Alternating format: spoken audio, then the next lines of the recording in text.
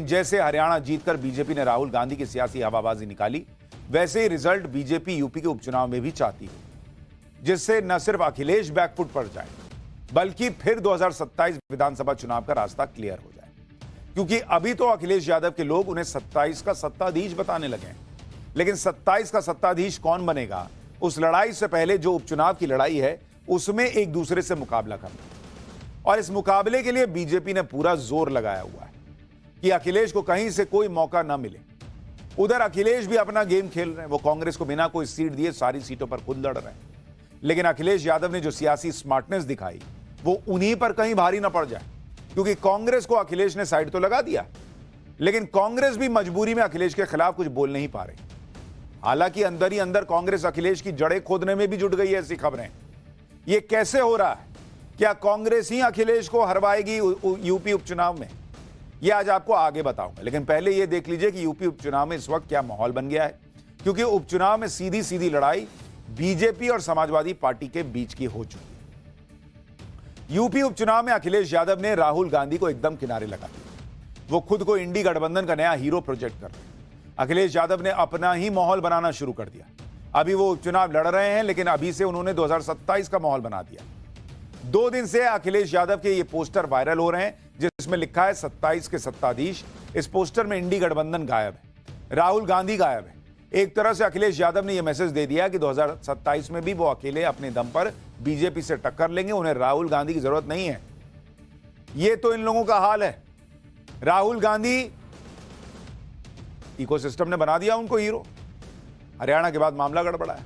अब अखिलेश यादव इसी का फायदा उठाकर खुद को प्रोजेक्ट कर रहे हैं। दूसरी तरफ सपा अखिलेश यादव की जबरदस्त ब्रांडिंग में लगी है। समाजवादी पार्टी के मीडिया सेल से अखिलेश यादव का एक वीडियो भी जारी किया गया।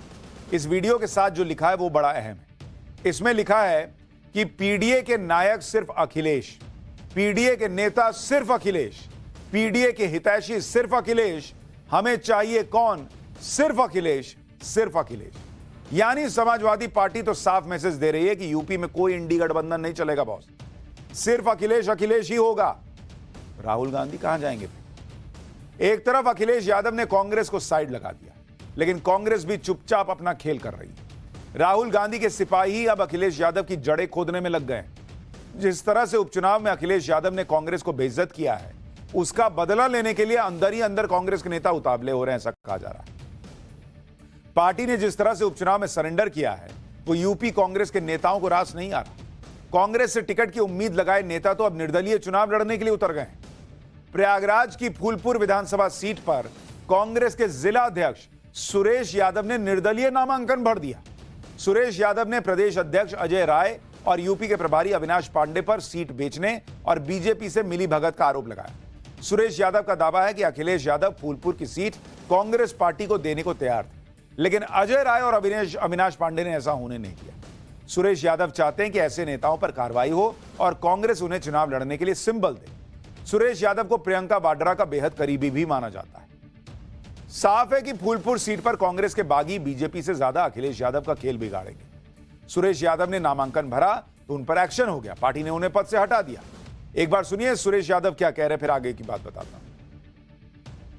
समाजवादी पार्टी के कार्यकर्ता हो, कांग्रेस पार्टी के कार्यकर्ता हो, सारे लोगों ने मन बना के बात कर रहा था। सभी लोगों ने फूलपुर की एक कार्यकर्ता एक जनमानस कर रहा था, वहाँ पे सुरेश यादव टिकट मिल रहा है, सुरेश यादव चुनाव लड़ेंगे।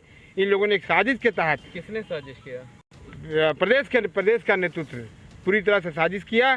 आप लोग देख रहे हो कि जिस तरीके से एक साजिश के तहत टिकट आने के बावजूद भी इन लोगों ने पूरी पार्टी को सिलेंडर कर दिया। ये देश के इतिहास में, उत्तर प्रदेश में देश के इतिहास में पहली घटना है जिस तरीके से पार्टी ने पूरी तरह सिलेंडर कर दिया, चुनाव में नहीं लड़ूंगा। अब कई लोग ये भी पूछ रहे हैं कि अपनी पार्टी के खिलाफ जो बोल रहे हैं सुरेश यादव, क्या ये जानबूझकर बोल रहे हैं ताकि माहौल ये बने कि भाई कांग्रेस ने खड़ा नहीं किया है और इन पर एक्शन भी किया, यही दिखाने के लिए हो रहा है? लेकिन गेम तो बिगड़ेगा ना भाई अखिलेश यादव का। तो चर्चा होने लगी है कि क्या कांग्रेस इसीलिए तो जो बेइज्जती हुई कि 2 सीट दे रहे हैं, लेना है तो लो, नहीं तो जाओ वाला हिसाब रहा। कांग्रेस अब अखिलेश यादव को डैमेज करके उनको नीचे खींच के लाएगी। अखिलेश यादव के लिए एक और मुसीबत यह है कि उनकी पुश्तैनी सीट पर बीजेपी ने भी खेल किया। मैनपुरी की करहल सीट पर बीजेपी ने मुलायम परिवार के जीजा को उतार दिया। और अब लड़ाई अखिलेश यादव के भतीजा बनाम अखिलेश यादव के जीजा की बन गई है।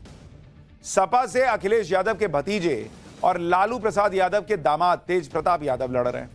बीजेपी से अनुजेश यादव मैदान में है। अनुजेश यादव मुलायम सिंह के दामाद हैं। सांसद धर्मेंद्र यादव की बहन संध्या यादव के पति हैं। अनुजेश रिश्ते में तेज प्रताप यादव के फूफा हैं। इस हिसाब से इस सीट पर भतीजा बनाम फूफा की लड़ाई चल रही है। हालांकि मुलायम परिवार अनुजेश और संध्या से पहले ही सारे रिश्ते खत्म कर चुका है, इसलिए सपा इसे पारिवारिक लड़ाई मानने से इनकार कर रही है। अखिलेश यादव इसे बीजेपी का तिकड़म बता रहे हैं। एक बार सुनिए अखिलेश यादव ने क्या कहा है, फिर आपको बताऊंगा करहल सीट जीतने के लिए बीजेपी कैसे 2002 वाला दांव चल रही है। जब बीजेपी को लगा कि वो हार जाएंगे तो कोई ना कोई तिकड़म करो, कोई ना कोई तिकड़म करो, कोई ना कोई ऐसा संदेश दो जिसका समाजवादी पार्टी के लोग जवाब ही देते रहे।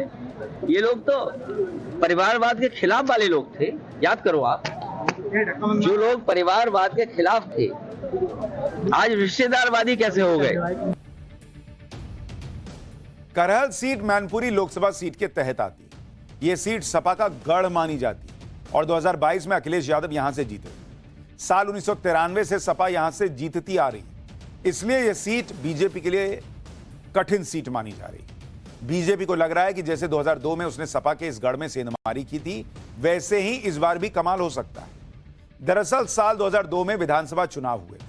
सपा ने इससे सीट पर अनिल यादव को लड़ाया, बीजेपी ने सोबरन सिंह यादव को टिकट दिया। करहल की चुनावी लड़ाई यादव बनाम यादव की हो गई थी। सोबरन सिंह यादव सपा छोड़कर बीजेपी में आए। वो करहल सीट पर सपा की कमजोरी और ताकत दोनों अच्छे से जानते थे। मुलायम सिंह यादव ने अनिल यादव को जिताने के लिए पूरी ताकत झोंक दी, लेकिन मुकाबला काफी टाइट रहा। बीजेपी के सोबरन यादव ने सिर्फ 1925 वोटों के बहुत कम अंतर से सीट जीतकर चमत्कार जैसा कर दिया था। सपा के लिए ही नहीं बल्कि मुलायम सिंह यादव के लिए करहल सीट की हार सियासी तौर पर बड़ा झटका थी। इसलिए मुलायम सिंह यादव ने सोबरन यादव को सपा में शामिल कराने का दांव चला और 2004 में इसमें सफल हुए। सोबरन यादव इस सीट पर 2017 तक लगातार विधानसभा का चुनाव जीतते रहे और 2022 में उन्होंने अखिलेश यादव के लिए करहल की सीट छोड़ दी।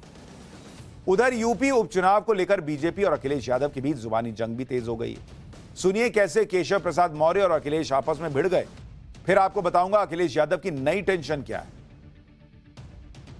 भारतीय जनता पार्टी गठबंधन जीतने जा रहा है। समाजवादी पार्टी की साइकिल को जनता ने पंचर करके सैफई भेजने का मन बना लिया है। गुंडागर्दी, जातिवाद, तुष्टीकरण, यह तीनों के लिए उत्तर प्रदेश में कोई स्थान नहीं है और श्री अखिलेश यादव की समाजवादी पार्टी का जो पीडीए है वह फर्जी है, पिछड़ों, दलितों, वंचितों के साथ एक धोखा है और उस धोखे का जवाब जनता देने के लिए तैयार बैठी है। कांग्रेस अंतर्राष्ट्रीय पार्टी बनती थी, सबसे पुरानी पार्टी बनती थी, गठबंधन टाएं फिस हो गया। समाजवादी और कांग्रेस की जो रणनीति है उसी से पस्त हो गए। अगर रणनीति हमारी है तो उनके भी नेताओं के जो गठबंधन है उनके नेताओं को टिकट क्यों नहीं मिली? कौन कौन मनाने गया, कौन कौन उन्हें स्वार्थ और लालच दे रहा है? समाजवादी पार्टी और कांग्रेस, हम विपक्ष में हैं, हम किसी को लाभ नहीं दे सकते, हम अपनी बात कर सकते हैं, लड़ सकते हैं। ये हमारी स्ट्रेटेजी का हिस्सा है कि हमारे रणनीति है कि हम लोग मिल करके इस तरह लड़ रहे हैं, न केवल अभी लड़ रहे हैं, इंडिया गठबंधन मजबूत करेंगे और 27 में भी इनको हराने का काम करेंगे। कांग्रेस को सीट दिए नहीं, कह रहे हैं हम मिल के लड़ रहे हैं। अखिलेश यादव अभी लोकसभा चुनाव की खुमारी में, उन्हें लग रहा है कि वो अकेले ही बीजेपी को पटकनी दे देंगे, लेकिन अखिलेश यादव का ये एकला चलो वाला नैरेटिव अखिलेश यादव पर भारी भी पड़ सकता है, क्योंकि अगर अखिलेश यादव हार गए तो उपचुनाव में हार की पूरी जिम्मेदारी उन पर ही आएगी। अगर वो कांग्रेस के साथ लड़ते तो ये इंडी गठबंधन की हार ज्यादा कहलाती। अखिलेश यादव हारे तो राहुल गांधी की तरह उनका कॉन्फिडेंस भी हिल जाएगा। इंडी गठबंधन में उन्हें भी वैसा ही कोसा जाएगा जैसे राहुल गांधी का हाल हो रखा है। 2027 के लिए भी अखिलेश यादव की दावेदारी कुछ कमजोर पड़ जाएगी। अखिलेश यादव अभी तो इंडी गठबंधन के सबसे बड़े हीरो हैं। उपचुनाव हारते ही उनकी लोकप्रियता का ग्राफ भी गिर जाएगा और अखिलेश यादव के लिए उपचुनाव जीतना इतना आसान नहीं है।